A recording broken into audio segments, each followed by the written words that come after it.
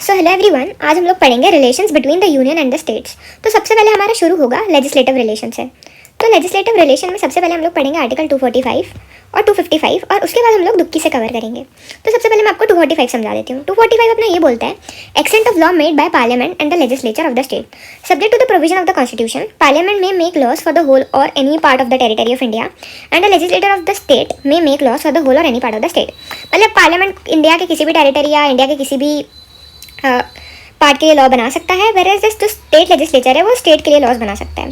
फिर no law made by parliament shall be deemed to be invalid on the ground that it has extra territorial operation. मतलब parliament जो है वो India के किसी भी पार्ट पे लॉ बना सकता है और उसको एक्स्ट्रा टेरिटोरियल बोल के उसको इनवैलिड नहीं माना जाएगा। अब 255 का सेक्शन पढ़ लो तुम। तो 255 तुम्हारा बोलता है कि requirement as to the recommendation and previous sanction to be regarded as a matter of procedure only. इसका मतलब है कोई सा भी एक्ट ऑफ पार्लियामेंट या जो स्टेट लेजिस्लेचर का कोई एक्ट है उसे ये बोल के इनवैलिड नहीं माना जाएगा कि ये तो कॉन्स्टिट्यूशन ने पहले से इस पर सैंक्शन। तो देखो legislative relations, article 245 to 255 read with 7th schedule deal with the distribution of legislative power. हमने अभी 245 और 255 पढ़ा। तो 245 से 255 के बीच में जितने भी हमारे सेक्शंस हैं along with the 7th schedule वो डील करते हैं हमारी legislative power between union and states है। जो हमारा 7th शेड्यूल है उसमें 3 लिस्ट हैं, जो कि यूनियन लिस्ट है, स्टेट लिस्ट है और कॉन्करेंट लिस्ट है। पार्लियामेंट अलोन के पास पावर है कि वो सारे लिस्ट पे मतलब लेजिस्लेट करने की यूनियन लिस्ट में। देखो मैं तुम्हें ईजी लैंग्वेज में बता देती हूँ। ये जो तुम्हारी पार्लियामेंट है वो यूनियन लिस्ट पे लॉ बनाएगी, जो तुम्हारा स्टेट लेजिस्लेचर है वो स्टेट लिस्ट पे लॉ बनाएगा, और जो तुम्हारा कॉन्करेंट लिस्ट है, 3 लिस्ट होती है, कॉन्करेंट लिस्ट में ये दोनों लोग लॉज बनाने की पावर रखते हैं। उसके बाद it can be said that ordinary the parliament has no jurisdiction with respect to the subject mention state list. अब बोलने को तो बोला जा सकता है कि पार्लियामेंट के पास कोई ज्यूरिसडिक्शन नहीं होता है स्टेट लिस्ट पे, लेकिन कुछ सर्कमस्टांसेस हैं जिसमें पार्लियामेंट जो है वो लॉज बना सकती है स्टेट सब्जेक्ट्स पे भी।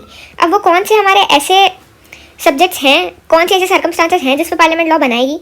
तो देखो इसके लिए जो तुम्हारे कुछ प्रोविजन है वो मैं तुम्हें समझा देती हूँ अच्छे से। सबसे पहले जब बात आती है नेशनल इंटरेस्ट की, जो तुम्हारा आर्टिकल 249 में दे रखा है नेशनल इंटरेस्ट। अब जब भी राज्यसभा डिक्लेयर कर देता है रेजोल्यूशन 2/3 के सपोर्ट से, 3 तरीके के सपोर्ट होते हैं, रेजोल्यूशन होते हैं। एक तो तुम्हारा सिंपल मेजॉरिटी 50%, एक तुम्हारा होता है 2/3 मेजॉरिटी, और एक तुम्हारा होता है 2/3 तो मेजॉरिटी और जो 50% रेटिफिकेशन बाय स्टेट। मतलब जो जितने भी स्टेट लेजिस्लेचर्स हैं, स्टेट के रिप्रेजेंटेटिव हैं, अगर उन्होंने भी 50% वोट कर दिया और तुम्हारी 2/3 की भी मेजॉरिटी है तो वो जाएगा। तो सिंपल है कि जब राज्यसभा डिक्लेयर कर देता है रेजोल्यूशन से कि जो 2/3 ऑफ द मेंबर हैं वो प्रेजेंट कर रहे हैं, वोट कर रहे हैं, और उन्होंने बोल दिया है कि पार्लियामेंट में जो भी मतलब जो सब्जेक्ट है उस पर पार्लियामेंट ही लॉ बनाएगा, तो फिर तो कोई रोक नहीं सकता उस स्टेट लिस्ट के सब्जेक्ट पे पार्लियामेंट को लॉ बनाने से। जब बात आती है तुम्हारी नेशनल इंटरेस्ट की, बेसिकली जब होता है ये सब इमरजेंसी जब प्रोक्लेम हो रही है तब भी जो है तुम्हारा आर्टिकल 250 के अंदर parliament can make laws, parliament ही लॉ बनाएगा स्टेट सब्जेक्ट पे इमरजेंसी के दौरान। उसके बाद तुम्हारा आता है article 252 legislation by agreement with state. Under article 252 जब 2 या 2 से ज़्यादा लेजिस्लेचर ऑफ स्टेट रिक्वेस्ट करते हैं पार्लियामेंट को कि इस सर्टेन सब्जेक्ट पे आप लॉ बना दीजिए, तो फिर उस पर पार्लियामेंट ही लॉ बनाएगा। जैसे तुम्हारा एग्जाम्पल हो गया wild life protection act, water prevention control, ये सब फलाना एक्सेट्रा। फिर legislation for giving effect on international agreement. तो जब इंटरनेशनल एग्रीमेंट की बात आती है अंडर आर्टिकल 253, तो नो मैटर व्हाट तुम्हारा पार्लियामेंट ही है जो लॉ बनाएगा। Parliament can legislate on any state subject. Example अगर United Nations privilege and immunities act की बात है या फिर लेजिस्लेशन ऑन एनवायरमेंट है, तो ऑल्दो वो स्टेट लिस्ट का टॉपिक है, लेकिन उस पर पार्लियामेंट ही तुम्हारी जो है लॉ बनाएगी इमरजेंसी प्रोविजन के दौरान। इमरजेंसी प्रोविजन तुम्हारा दिया 352, 356, 360 में। इस पर मैंने एक सेपरेट वीडियो बनाएंगे। तो ऐसी इमरजेंसी के दौरान भी जो तुम्हारा पार्लियामेंट है वही लॉ बनाएगा, ये तुम याद रख लो।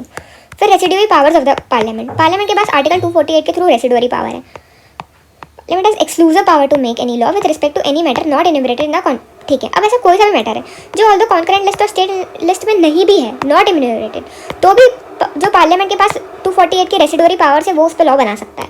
समझ गए? अब union supremacy in case of repugnancy between central law and state law. अब जब सेंट्रल लॉ और स्टेट लॉ सोचो, मतलब तुम्हारा कॉन्करेंट लिस्ट का कोई टॉपिक है जिस पे तुम्हारे सेंटर ने भी लॉ बनाया है और तुम्हारे स्टेट ने भी लॉ बनाया है। अब इन दोनों के बीच में लड़ाई हो गई भाई कि भाई मेरा लॉ चलेगा, नहीं मेरा लॉ चलेगा, मेरा। तो उसमें जो सेंटर का बनाया हुआ तुम्हारा लॉ है वो प्रिवेल करेगा।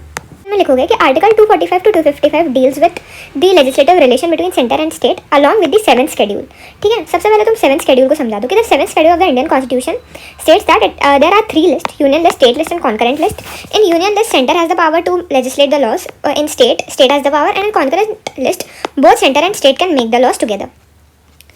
फिर ऑल्दो, अब तुम लोग बताना कि ऑल्दो स्टेट लिस्ट में स्टेट के पास पूरा पावर रहता है लॉज बनाने का, लेकिन कुछ सर्कमस्टांसेस होते हैं जिसमें सेंटर लॉज बनाती है। तो तुम लोग इसमें ऐसे स्पेसिफाई कर देना कि national interest under article 249 sorry, उसमें राज्यसभा ने अगर 2/3 मेजोरिटी से एसेंट दे दिया है तो पार्लियामेंट लॉ बनाएगी, मतलब सेंटर। फिर इमरजेंसी के दौरान अंडर आर्टिकल 250 फिर से सेंट्रल लॉ बनाएगी। अगर दो स्टेट्स ने एग्रीमेंट कर लिया और बोल दिया कि इन दोनों के बीच में सोचो अगर आपस में कॉन्फ्लिक्ट हो रहा है, कुछ प्रॉब्लम हो रही है, तो फिर यूनियन लॉ बनाएगा। इंटरनेशनल एग्रीमेंट में भी यूनियन लॉ बनाएगा। और पार्लियामेंट के पास residuary power under article 248 to make laws, और 254 मतलब अगर रेपग्नेंसी हो गई है सेंटर या स्टेट के बीच तो फिर पार्लियामेंट लॉ बनाएगा। कंक्लूजन में लिख देना कि देर आर नो सर्कमस्टांसेस जिसमें स्टेट के पास पावर है लॉज बनाने की यूनियन सब्जेक्ट में, तो इससे हम ये कह सकते हैं therefore it can be said that parliament has more power in legislative field. ऐसा करके कंक्लूड कर देना। तो इसी के साथ तुम्हारा समअप होता है legislative relation between centre and state.